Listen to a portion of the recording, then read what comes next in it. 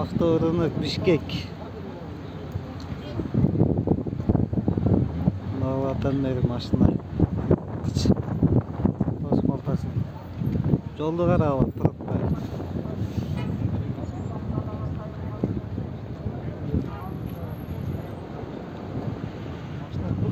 Машина бык. Мындай базар только Кыргызстанда эле болот. Башка жакта эч жакта болгон эмес. Болбойт дагы.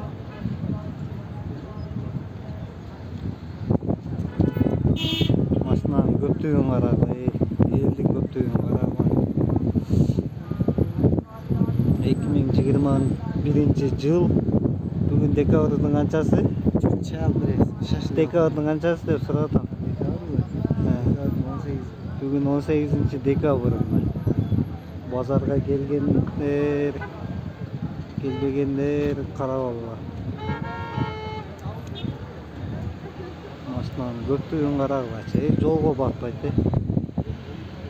Ушунча адам сатат, ушунча адам кайра алып кетет ушул жерден.